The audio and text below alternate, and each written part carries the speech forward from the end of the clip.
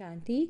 आज है 7 दिसंबर, शिव बाबा की अव्यक्त मुरली, जिसका टॉपिक है संपूर्ण पवित्रता द्वारा रूहानी रॉयल्टी और पर्सनैलिटी का अनुभव करते अपने मास्टर ज्ञान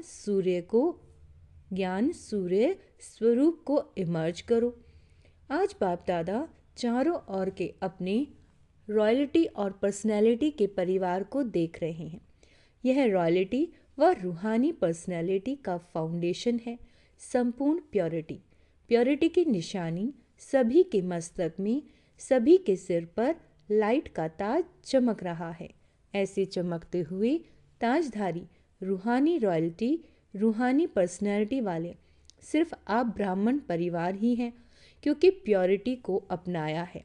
आप ब्राह्मण आत्माओं की प्योरिटी का प्रभाव आदिकाल से प्रसिद्ध है। याद आता है अपना अनादि और आदिकाल। याद करो, अनादिकाल में भी आप प्योर आत्माएं, आत्मा रूप में भी विशेष चमकते हुए सितारे चमकते रहते हैं। बाबा कहते और भी आत्माएं हैं, लेकिन आप सितारों की चमक सबके साथ होते भी विशेष चमकती है। जैसे आकाश में सितारे अनेक होते हैं, लेकिन कोई कोई सितारे स्पेशल चमकने वाले होते हैं। देख रहे हो सभी अपने को। फिर आदिकाल में आपकी प्योरिटी की पर्सनैलिटी, आपकी प्योरिटी की रॉयल्टी और पर्सनैलिटी कितनी महान रही। सभी पहुंच गए आदिकाल में। पहुंच जाओ, चेक करो मेरी चमकने की रेखा कितने % में है।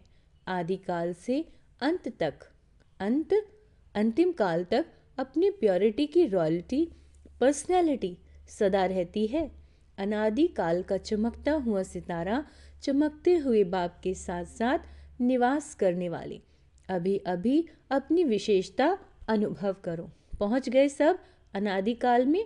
अच्छा, फिर सारी कल्प में आप पवित्र आत्माओं की रॉयल्टी भिन्न भिन्न रूप में रहती है। पवित्र आत्माओं की क्या रहती है? रॉयल्टी भिन्न भिन्न रूप में रहती है, क्योंकि आप आत्माओं जैसा कोई संपूर्ण पवित्र बने ही नहीं। पवित्रता का जन्म सिद्ध अधिकार आप विशेष आत्माओं को बाप द्वारा प्राप्त है। अभी आदिकाल में आ जाओ। अनादिकाल भी देखा, अब आदिकाल में अपनी पवित्रता की रॉयल्टी का स्वरूप कितना महान है। सभी पहुंच गए सतयुग में। पहुंच गए, आ गए। कितना प्यारा स्वरूप देवताओं रूप है। देवताओं जैसी रॉयल्टी और पर्सनैलिटी सारी कल्प में किसी भी आत्मा की नहीं। देवता रूप की चमक अनुभव कर रहे हो ना, कितनी रूहानी पर्सनैलिटी। यह सब पवित्रता की प्राप्ति है। अभी देवता रूप का अनुभव करते मध्य काल में आ जाओ। बाबा कहते तो मध्य काल में भी देखो, आपके भक्त आप पूज्य आत्माओं की पूजा करते हैं, चित्र बनाते हैं। कितने रॉयल्टी के चित्र बनाते हैं और कितनी रॉयल्टी से पूजा करते हैं। अपना पूज्य चित्र सामने आ गया ना। चित्र तो धर्मात्माओं के भी बनते हैं, धर्म पिताओं के भी बनते हैं, अभिनेताओं के भी बनते हैं, लेकिन आपके चित्र की रूहानियत और विधि पूर्वक पूजा में फर्क होता है। तो अपना पूज्य स्वरूप सामने आ गया। अच्छा, फिर आओ अंतकाल संगम पर। ये रूहानी ड्रिल कर रहे हो ना, चक्कर लगाओ और अपनी प्योरिटी का और अपनी विशेष प्राप्ति का अनुभव करो। बाबा कहते अंतिम काल संगम पर आप ब्राह्मण आत्माओं का, परमात्म पालना का, परमात्म प्यार का, परमात्म पढ़ाई का भाग्य आप कोटों में कोई आत्माओं को ही मिलता है।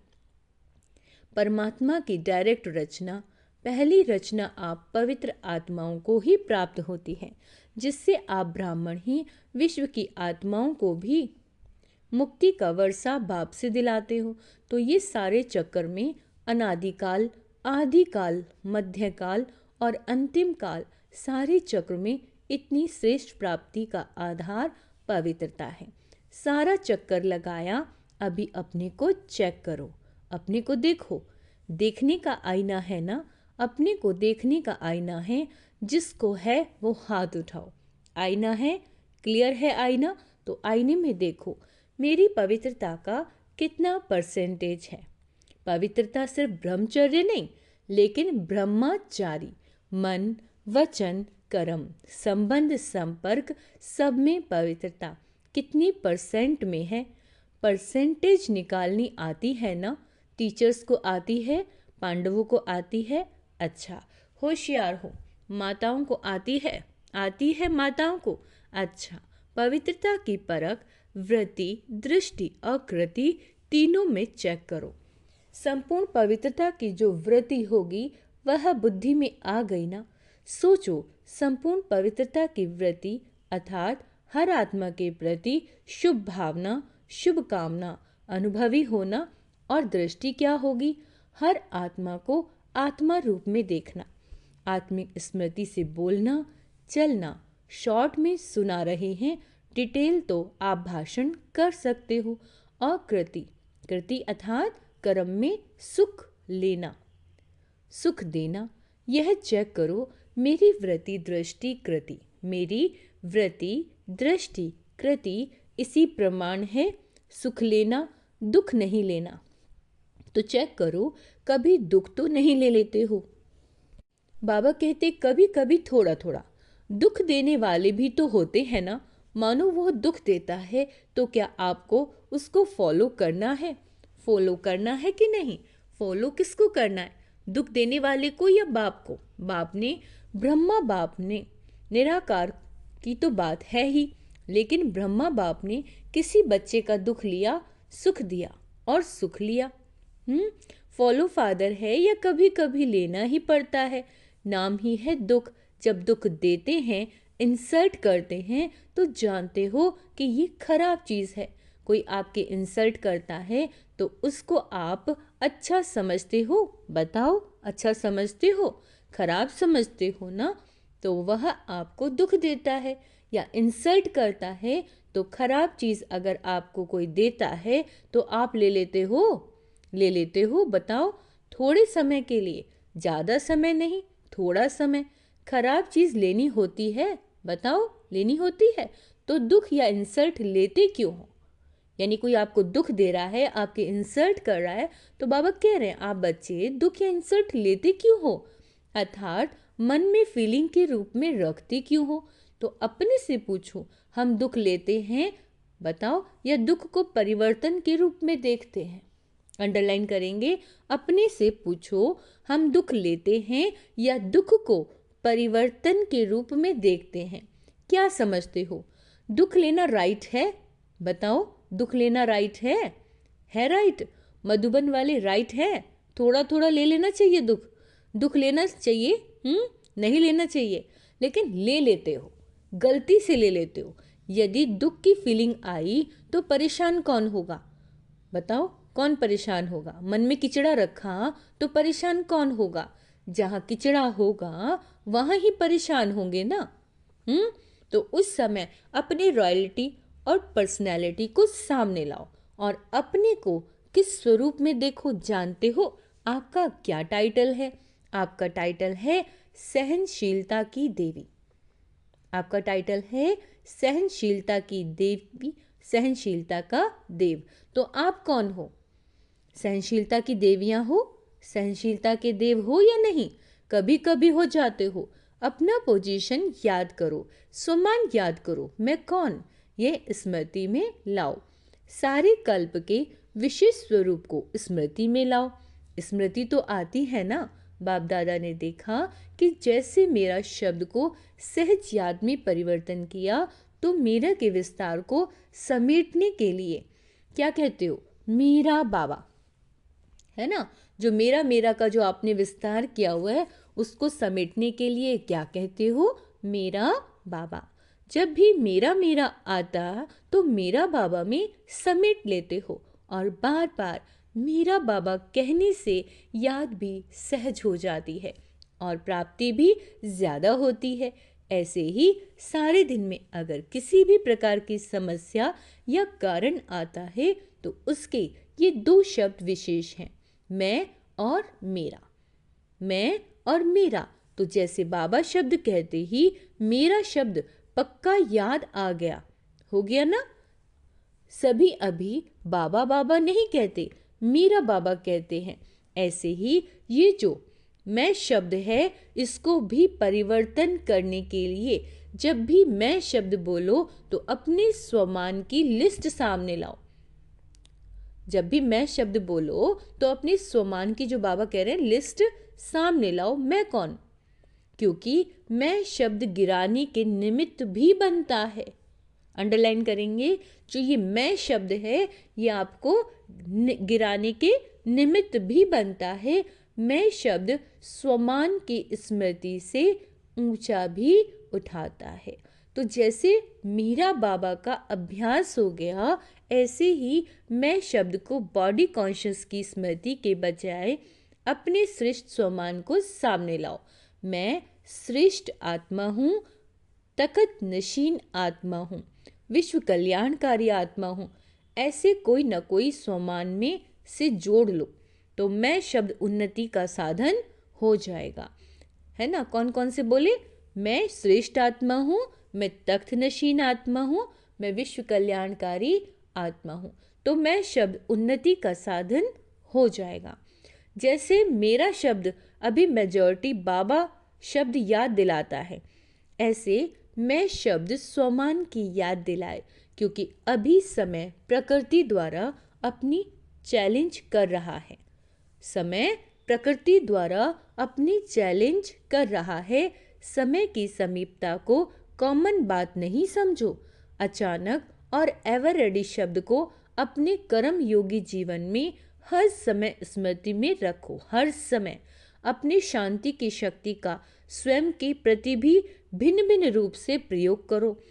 जैसे साइंस अपना नया नया प्रयोग करती रहती है, जितना स्वयं के प्रति प्रयोग करने की प्रैक्टिस करते रहेंगे, उतना ही औरों के प्रति भी शांति की शक्ति का प्रयोग होता रहेगा। बाबा कहते, अभी विशेष अपने शक्तियों की सकाश चारों ओर फैलाओ। जब आपकी प्रकृति, सूर्य की शक्ति, सूर्य की किरणें अपना कार्य कितने रूप से कर रही है। पानी बरसता भी है, पानी सुखाता भी है, दिन से रात, रात से दिन करके दिखाता है। तो क्या आप अपने शक्तियों की सकाश वायुमंडल में नहीं फैला सकते? तो आज बाबा ने क्या होमवर्क दिया है? शक्तियों की सकाश वायुमंडल में फैलानी है। अच्छा, बाबा कहते, आत्माओं को अपनी शक्तियों के सकाश से दुख अशांति से नहीं छुड़ा सकते। ज्ञान सूर्य स्वरूप को इमर्ज करो। कौन सा स्वरूप इमर्ज करना है? ज्ञान सूर्य स्वरूप। किरणें फैलाओ, सकाश दो। जैसे स्थापना के आदि काल में बाप दादा की तरफ से अनेक आत्माओं को सुख शांति की सकाश मिलने का घर बैठे अनुभव हुआ, संकल्प मिला जाओ।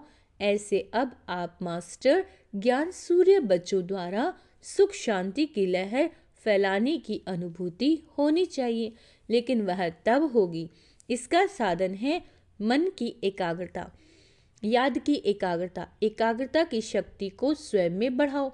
जब चाहो, जैसे चाहो, जब तक चाहो तब तक मन को एकाग्र कर सको। अभी मास्टर ज्ञान सूर्य के स्वरूप को इमर्ज करो और शक्तियों की किरणें सकाश फैलाओ। ठीक है, बाप दादा ने सुना और खुश हैं कि बच्चे सेवा के उमंग उत्साह में जगह जगह पर सेवा अच्छी कर रहे हैं। बाप दादा के पास सेवा के समाचार सब तरफ से अच्छे अच्छे पहुँचे हैं।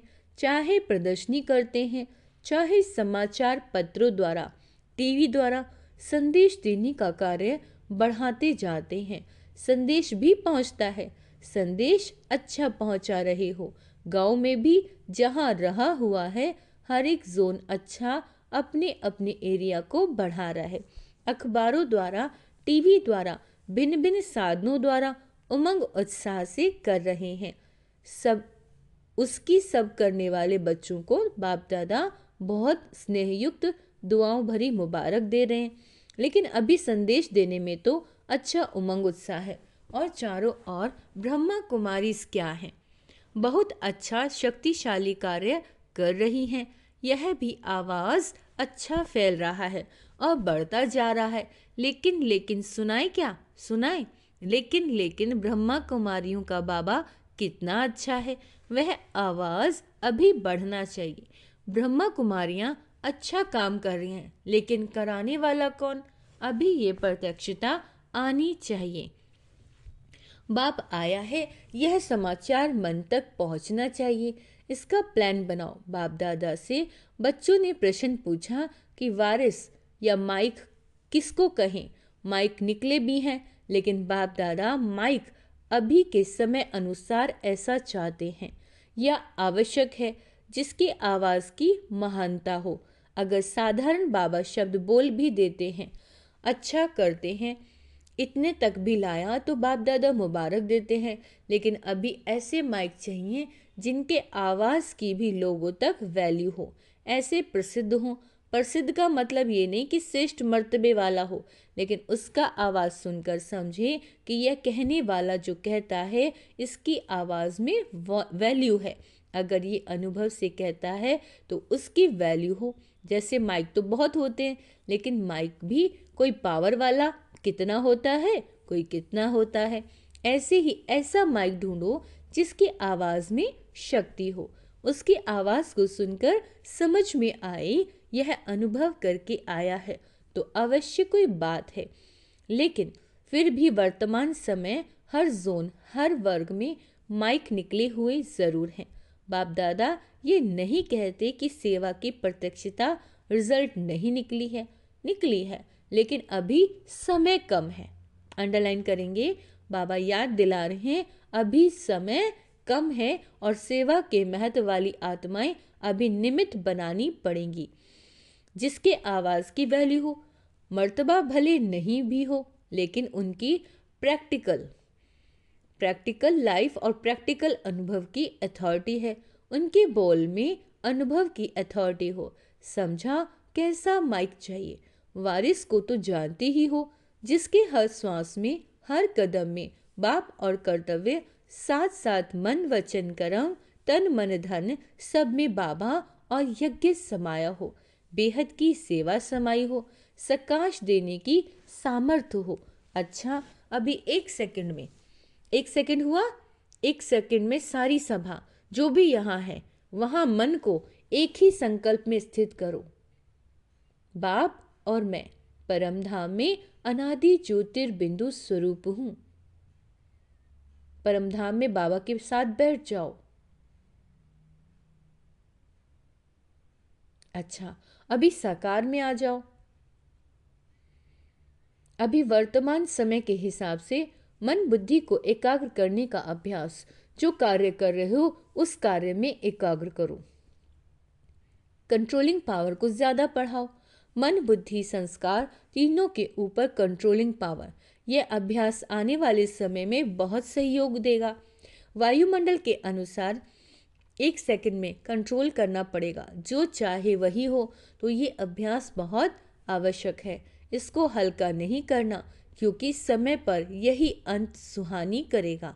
अच्छा, चारों ओर के डबल तख्त नशीन, बाप दादा के दिल तख्त नशीन, साथ में विश्व राज्य तख्त नशीन, सदा अपने अनादि स्वरूप, आदि स्वरूप, मध्य स्वरूप, अंतिम स्वरूप में जब चाहे तब स्थित रहने वाले, सदा सर्व खजानों को स्वयं कार्य में लगाने वाले और औरों को भी खजानों से संपन्न बनाने वाले, सर्व आत्माओं को बाप से मुक्ति का वर्षा दिलाने वाले, ऐसे परमात्म प्यार के पात्र आत्माओं को बाप दादा का याद प्यार और दिल की दुआएं और नमस्ते।